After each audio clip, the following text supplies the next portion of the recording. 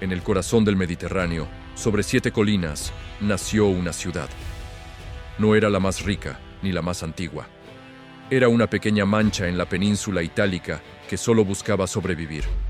Sin embargo, ese pequeño lugar, regido por 2 cónsules y un puñado de nobles tras derrocar a su último rey en el 509 a.C., se convertiría en la cúspide de la civilización occidental.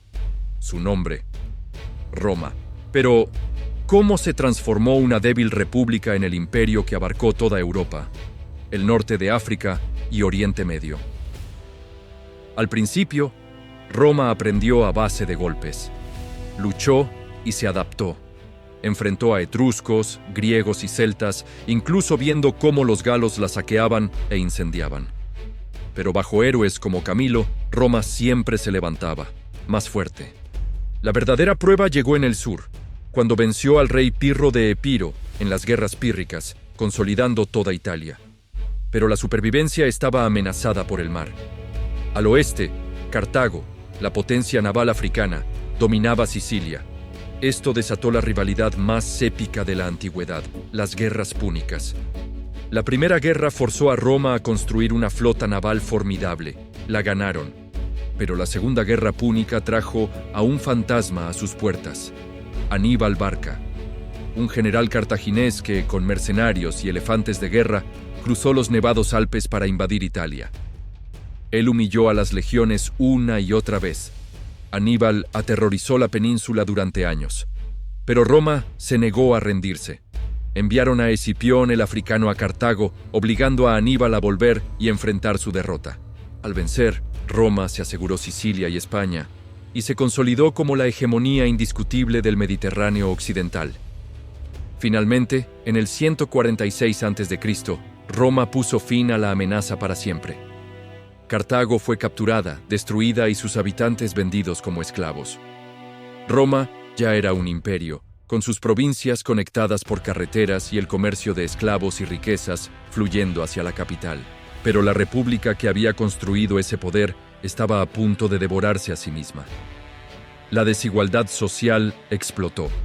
Los ricos terratenientes expulsaban a los pequeños agricultores, y el acceso al gobierno se limitaba a una élite cada vez más pequeña.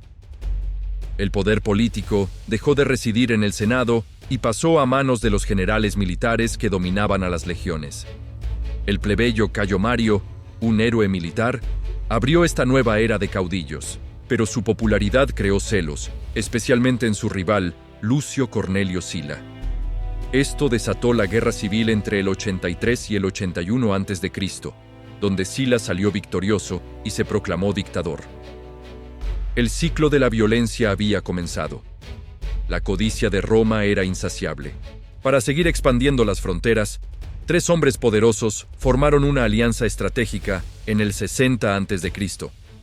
El joven y ambicioso Julio César, el heroico general Pompeyo y el acaudalado Marco Licinio Craso. El primer triunvirato. César fue a la Galia, donde libró 8 años de guerras brutales, vendiendo miles de esclavos y saqueando riquezas para financiar su propia gloria. Su inmensa popularidad y riqueza eclipsaron a Pompeyo. Cuando el Senado ordenó a César disolver su ejército, él tomó su legión y se dirigió a la frontera de Italia. En el año 49 a.C., César cruzó el Rubicón, un río insignificante que marcaba el punto de no retorno. Declaró la guerra a la República.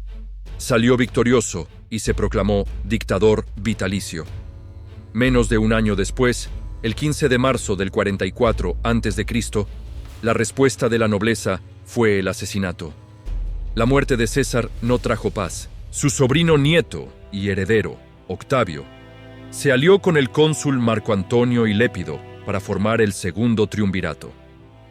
Juntos, aplastaron a los asesinos de César. Pero la alianza duró poco. La victoria final de Octavio sobre Marco Antonio y Cleopatra en Alejandría en el 30 a.C. consolidó un poder sin precedentes. Egipto se anexionó. Octavio era el dueño indiscutible de Roma. Para evitar el destino de César, Octavio llevó a cabo la jugada política más astuta de la historia. Fingió restaurar la República, mientras retenía en secreto todo el poder real. En el 27 a.C., asumió el título de Augusto, convirtiéndose en el primer emperador de Roma. El gobierno de Augusto trajo consigo la Pax Romana, 2 siglos enteros de paz, estabilidad y prosperidad. Roma instituyó grandes reformas, la literatura y el arte florecieron, y el imperio alcanzó una altura de moral y arquitectura sin igual. Sin embargo, Augusto rompió la tradición al nombrar a su propia estirpe. Esta dinastía traería una sucesión de gobernantes crueles o inestables. El impopular Tiberio, el sanguinario Calígula y los excesos de Nerón marcaron el fin de ese linaje. El imperio alcanzó su máxima extensión territorial en el 117, después de Cristo, bajo el mandato del emperador Trajano. Fue una época donde los criterios de selección se basaban en las cualidades del candidato, no en lazos de sangre. Pero esta edad de oro era frágil. El fin de la edad de oro llegó con Marco Aurelio. Sus conflictos con Partia y las invasiones germánicas tensaron las fronteras. Al morir, rompió la tradición y nombró sucesor a su hijo de 19 años, Cómodo. La incompetencia de Cómodo desató otra guerra civil. Durante el turbulento siglo III, Roma sufrió un ciclo de conflicto casi constante. Un total de 22 emperadores asumieron el trono, la mayoría muriendo violentamente a manos de los mismos soldados que los habían elevado. El emperador Constantino intentó detener el declive.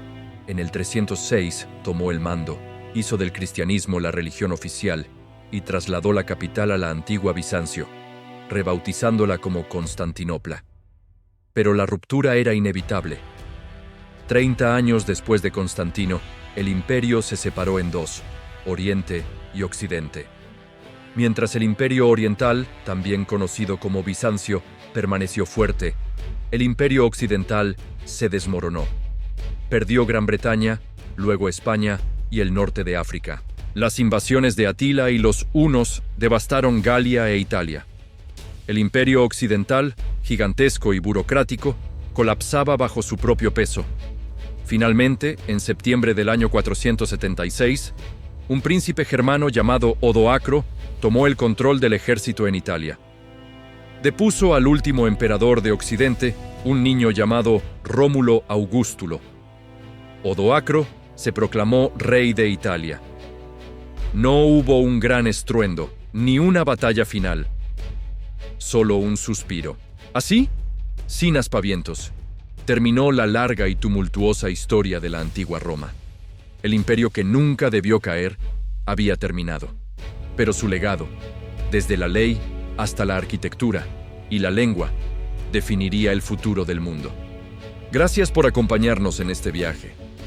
Si te gustó, suscríbete para más historias fascinantes.